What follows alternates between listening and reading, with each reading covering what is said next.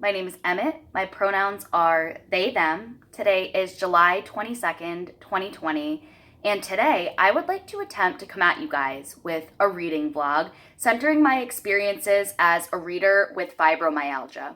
I want to talk about and document what it's like to live with a chronic pain condition that directly impedes my ability to participate in my favorite, most passionate hobby, which is reading.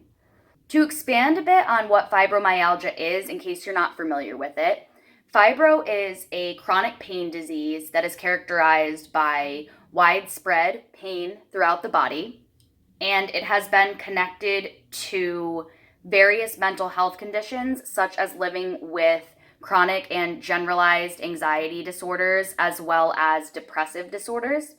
I recently got diagnosed with fibromyalgia earlier this year, and I believe that I have been showing symptoms of fibro since I was about 10 years old, because when I go back and read my extremely cringy childhood journals, I talk about having chronic pain, which is so wild to me because I don't remember it being part of my experience when I was that young.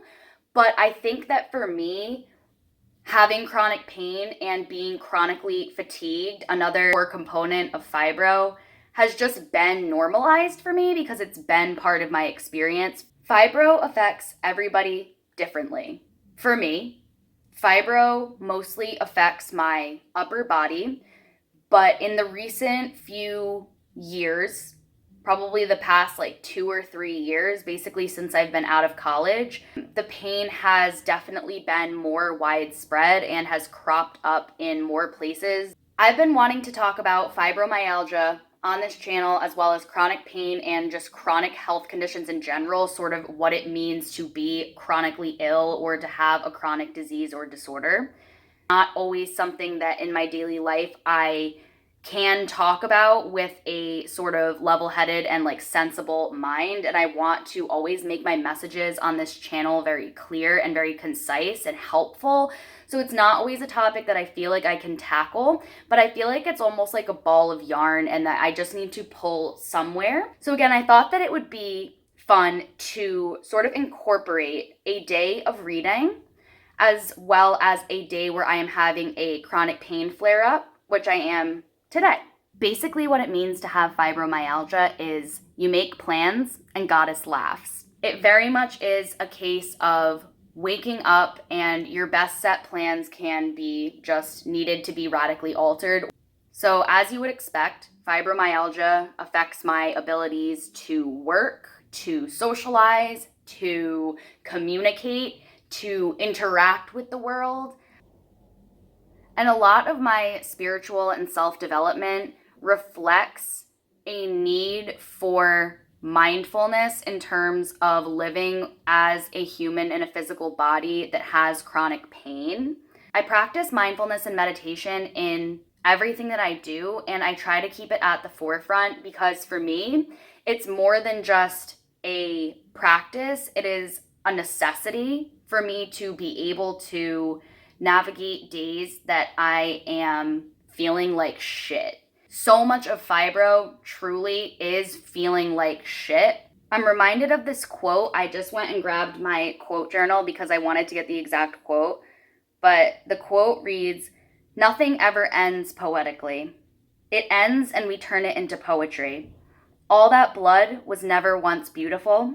It was just red." And that quote is by Kate Rakowski. That quote came to mind when I was just talking about what it's like to talk about fibromyalgia and to just sort of exist in a fibro body a lot of the times is it's really just a lot of feeling like shit. It's difficult to make meaning out of chronic pain.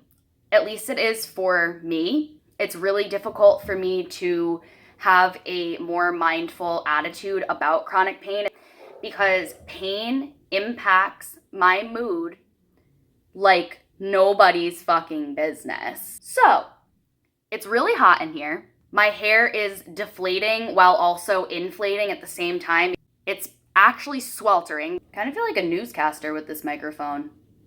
So my plans for the day are to read Volume 1 of Saga, which I just got today and am ready. When I am having a fibro flare-up, sitting is absolutely terrible for me. I just want to be walking around all the time and like taking care of the house and like cleaning and going on walks to just have my body be in motion, because when I am still and when pressure is put on different parts of my body, and I feel like I'm honestly going to throw up. So this is going to be my physical read because it is a graphic novel and I can be in any position while I'm reading this. I'm not going to annotate it. I don't typically annotate graphic novels, so I'm not going to be annotating. I can lay down, I can be sitting, I can kind of be walking around, and it's just more accessible for me right now. And Saga is a graphic novel I have been called to for so long. The cover alone is just absolutely stunning. The art style is absolutely beautiful. I can't wait to just absorb every single page. I take quite a long time to read graphic novels because I like to look at all of the art on the different pages, like literally all of it. I'm not like a huge synopsis person. I'm basically called to a book or I'm not, and Saga is a graphic novel that I've been called to for quite a while now. For the rest of the time, I have some self-care plans.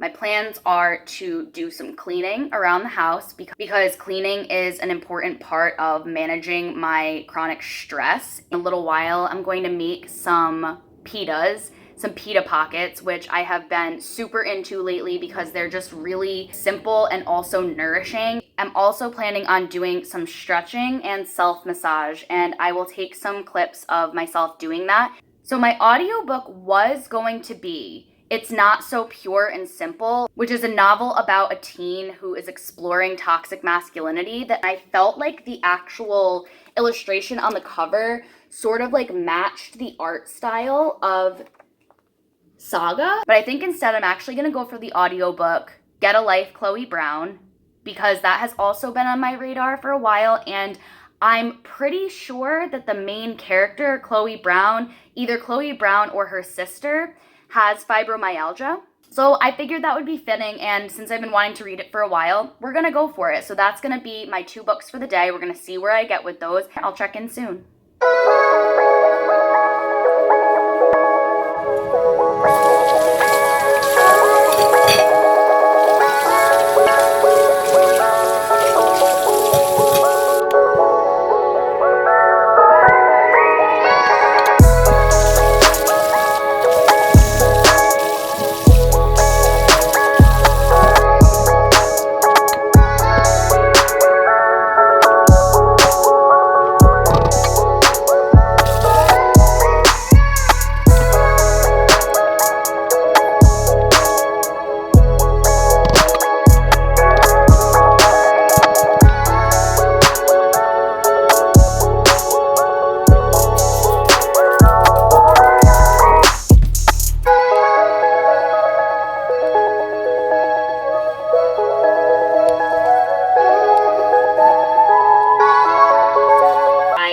On chapter 1 of Get a Life Chloe Brown, the audiobook, and it's really a fun read for me right now. Like, it's like definitely the type of writing style it is, and the storyline, it's definitely like a palate cleanser from what I've been reading. I actually don't typically read too many contemporaries, like sort of like a more lighthearted story. Like, my contemporaries tend to be like kind of like heart-wrenching and like guttural. So this is just like really enjoyable and it's fun, and it's definitely the correct choice, I think, to be reading by audiobook right now as I clean and kind of like do other things, because like Chloe Brown, I have brain fog today.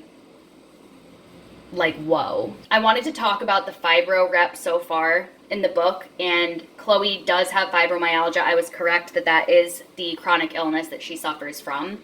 And so far, the fibro rep is excellent. It's actually the first book that I've ever read that has centered a character with fibromyalgia, and possibly even like in the supporting characters. Like, I don't think I've ever read a book that has really talked about fibro. But Chloe is described as being somewhat like crabby and complaining a lot because of the degree of pain that she's always in. Body pain, joint pain. She suffers with migraines, brain fog, extreme fatigue, and constant exhaustion. And part of my experience as well is complaining and constantly feeling compulsory complaining when it comes to chronic pain, because sitting with it is without vocalizing is really difficult for me. And I think people kind of go like in different directions with how they externalize their pain to other people. Like, for example, a lot of people might go inward and shut down and sort of like say that they're fine, they're fine, they're fine. That's actually kind of like what Chloe does. But at the same time, she complains a lot about it, and she struggles with feeling constantly irritable and angry. And I think that people who don't suffer with chronic pain could empathize with us in this regard of like sort of imagining what it would be like to suffer with chronic pain and how that would make one be like irritable and grumpy and crabby. And so like I really appreciate that rep about Chloe's character. Like she kind of like has multiple aspects to how she copes with it. Like she, on one hand, is vocally complaining and vocally irritated with the people around her, like outwardly. But on the other hand, she also like does often do the thing of like, I'm fine. And I also get like why people do that too, because it's just like a lot. It's a lot to talk about, and it's a lot to try to unpack. And sometimes it does feel like it's like, it's going to be triggering to even say anything about it. So you just kind of like say you're fine. But she's describing her brain fog right now, and it's just so relatable. And she's talking a lot about how each day that she wakes up like could just be a totally different day than the day before in terms of her brain fog, and how like her day-to-day life as a person who experiences that affects her. If you guys don't know, brain fog is kind of just like this generalized sensation. It's kind of difficult to describe, but it's like a deep sort of confusion with like short-term memory loss, and it's just, you feel like very hazy and in a fog, and it's very uncomfortable. And for me, like it often makes me feel very couch locked, but like my body hurts the whole time. And yeah, so Chloe's talking about how her brain fog affects her when it comes to like her work and her scheduling, and how she has to make like countless lists to stay on track and all this stuff. And it's just, I just relate to her character so much in terms of the way that they're just like incorporating her symptoms into her daily life, rather than like the book isn't like about her journey with fibromyalgia, but she is a person with fibromyalgia having a journey. So it's like more like that, which I really appreciate that rep.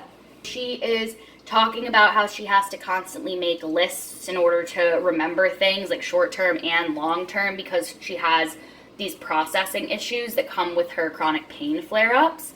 And I really appreciate that conversation being had in this book. And I think it's an important one, just the way that it's going about in people who don't have fibro, maybe understanding what it's like to have fibro, especially how she's talking about how it's an invisible illness, and people who have invisible illnesses are often marginalized by the greater community, who doesn't like see people who have disabilities as something that can be unseen by like the naked eye, which is an extremely important discourse that the disabled community has been having for a long time, and that I'm seeing spoken about a lot more like in like the general societal sphere.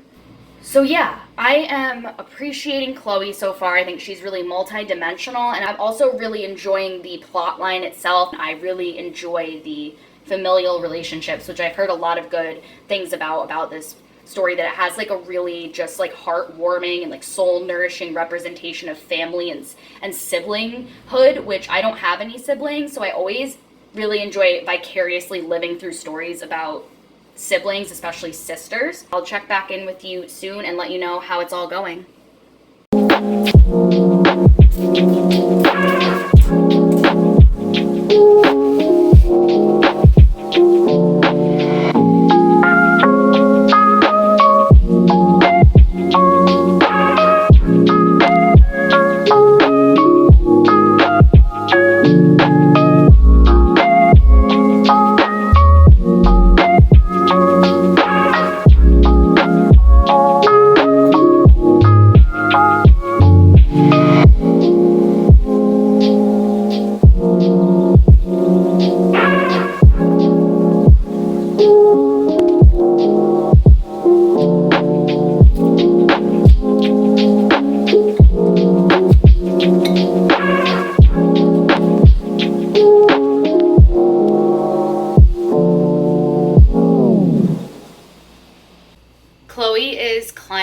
a tree to get a cat down right now, and she goes, all of these years of me taking walks around my neighborhood haven't prepared me athletically for this feat. And I'm like, why did you just personally call me out?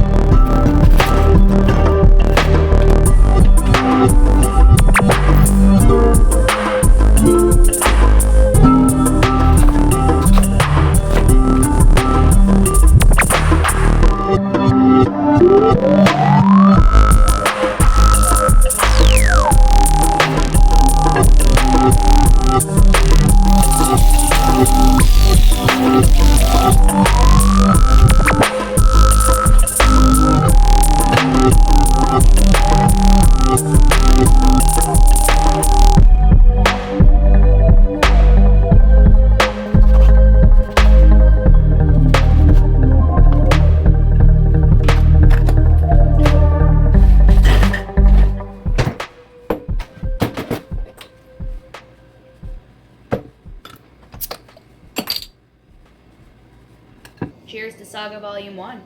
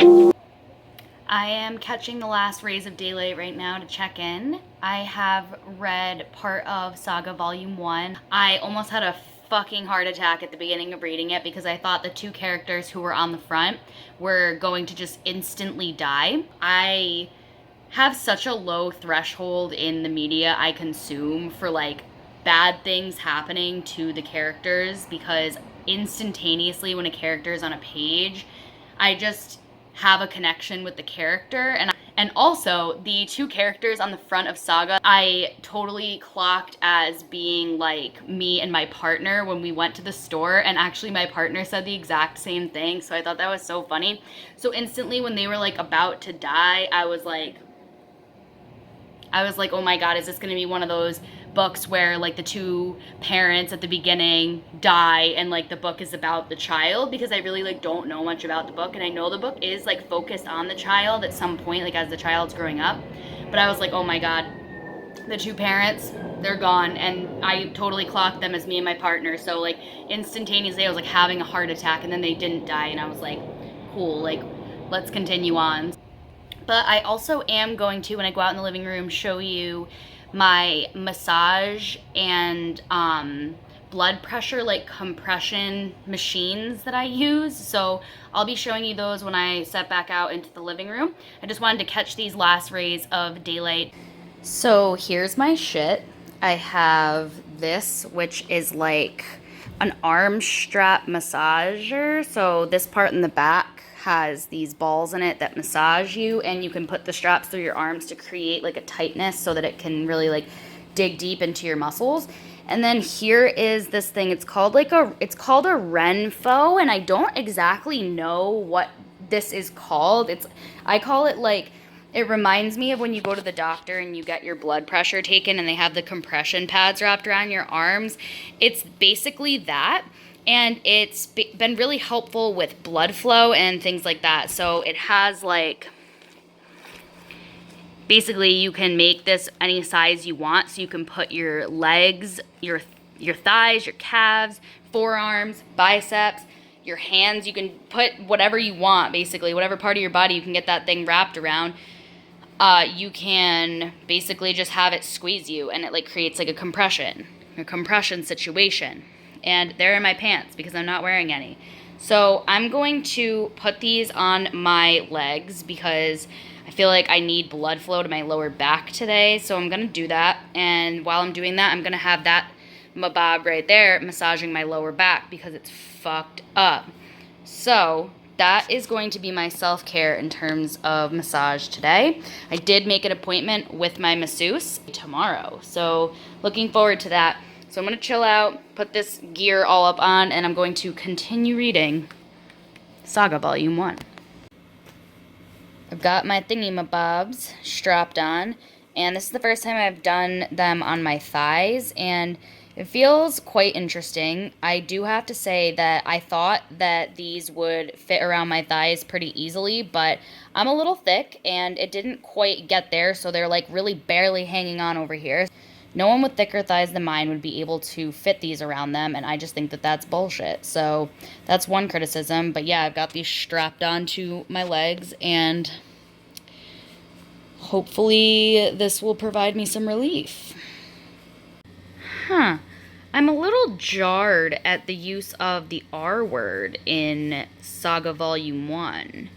Like, I thought that we moved past that as a collective in, like, the early 2000s, so I'm always especially jarred when I see the use of it, like, just flung around so casually, so I just find it really unnecessary, and, like, even if it's supposed to show, like, character development over time, and, like, they, like, improve or whatever, it's just, like, I don't know, like, I'm just, like, no thanks. So it's actually the next day. I wanted to finish the vlog yesterday, but I didn't. So I'm going to come at you guys today and conclude. I just got back from my massage appointment, which was heavenly. And I am so happy that they're taking appointments again because I really need to incorporate massage back into my fibro self-care routine. You can literally see the marks from my head that was on the table. And I got up to chapter 3 in Get a Life Chloe Brown yesterday, and I'm almost finished with Saga Volume 1.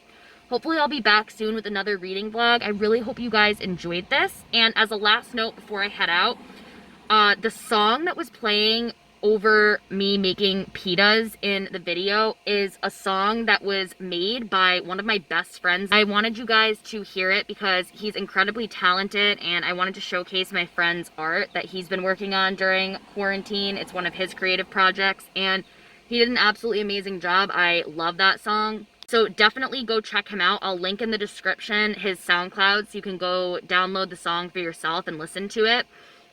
Love you, Jakey. And I will see you guys soon. I really hope that you enjoyed this video. Leave your comments down below. Let's have a conversation down there, and I'll see you guys soon. Wear your mask.